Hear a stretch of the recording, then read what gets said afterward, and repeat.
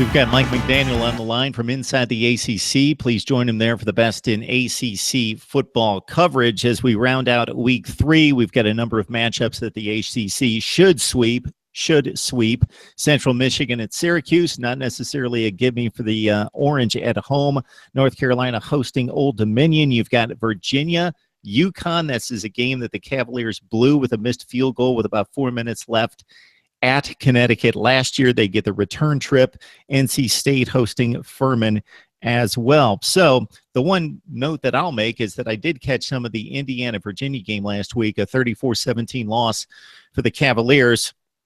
It's a defense that's really not that bad. So it's a decent defense, but it's coupled with an offense that is so limited, could not get any push up front, did the Cavaliers against Indiana, a front that's pretty good out of the Big Ten. But Kurt Benkert, not an awful quarterback, but had to check down considerably. Receivers not getting any type of room or space in the opposing secondary. Benkert kind of a limited quarterback, not dynamic with his feet. I think Virginia's looking at the typical maybe 4-8 finish right here. So anything out of these additional games, and not necessarily these matchups, but the rest of these teams that stand out to you? I mean, Virginia has looked better and more competitive through 2 weeks. I think that's one takeaway from them so far. UConn is really, really bad. Virginia is a 2-touchdown favorite, 10.5-point favorite, I think, at this point at home, which is, I don't know, it seems like a lot of points, but it also seems like a spot that Virginia can go ahead and win there against UConn. I mean, UConn has not looked great. They are 1-0, but it was an ugly 1-0 there at the start of the season. Virginia's looked very good on defense. They put up a performance against Indiana that I thought was pretty solid, all things considered. I mean, Indiana's a pretty good football team in the Big Ten, at least defensively, and Virginia held their own for the most part, which I think is positive, especially when you look at Indiana the prior week, putting up a fight against Ohio State for about 2.5 quarters. So there are some positive. There's a little bit of positive momentum happening there in Charlottesville, but it'll be interesting to see if Virginia can carry that forward and win a game that they should this weekend against Connecticut. NC State, they got to blow out Furman. I mean, NC State has looked really underwhelming through 2 weeks. They gave the game away in week 1 against South Carolina. They didn't look great last weekend against Marshall, but ended up winning by 17, pulling away late. NC State needs to get off to a fast start against Furman. Furman cannot get in the end zone more than 2 or 3 times.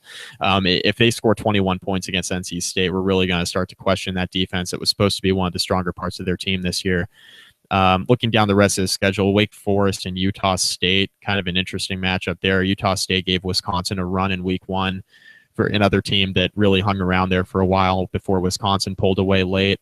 I think Utah State can give Wake Forest some problems early, but I think Wake Forest is a better football team. They've looked really, really solid so far. Offensively and defensively, John Wolford's been a pleasant surprise on the offensive side of the ball at the quarterback position. So if he can continue doing that both with his feet and with his arm, I think Wake Forest should win there and move to 3-0. North Carolina, Old Dominion. The Tar Heels really need this one, or this guy's going to be falling in Chapel Hill. They're looking to avoid an 0-3 start, the first 0-3 start under Larry Fedora. You know, Old Dominion is no slouch. I mean, that's a team that was really solid in the FCS, and then they became an FBS team 2 or 3 years ago now, and they've been building that program up. North Carolina needs to be really, really careful here. They're actually on the road at Old Dominion, which makes it an even more interesting matchup. But I do like North Carolina to get their first win there, but I would not be surprised if it was a little bit closer than a lot of people expect. And finally, Syracuse, like, nobody really knows what to make of the Orange so far. They looked impressive in week 1, in an FCS matchup. And then, of course, Syracuse loses last weekend to Middle Tennessee State, a game in which Eric Dungey didn't throw a touchdown pass. The fact that Eric Dungey, who throws the ball 50, 60 times a game, didn't throw a touchdown pass is probably a bigger upset than the actual game in which they lost to Middle Tennessee State.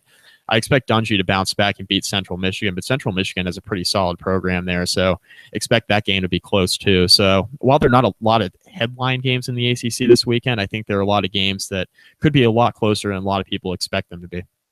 To your point, Mike, I just assumed North Carolina was at home against Old Dominion. They are actually traveling to ODU and maybe showing the absence of talent from the 2016 squad in the state of North Carolina football this season. Only a 10-point favorite against Old Dominion, so that's not a lock as is the Syracuse spread against Central Michigan, just about 10 points at home. So North Carolina actually played a nice game against Louisville for much of the game in Chapel Hill last week and had a chance to win. Surratt at quarterback, I thought, looked really good in relief of actually got the start because Brandon Harris was pretty awful against Cal. Surratt seems to be the guy. He looked good, the football that I saw against the Cardinals, but he's probable as he got nicked up last week against Louisville. Mike McDaniel, Inside the ACC. Please join him there for the very best in ACC football coverage.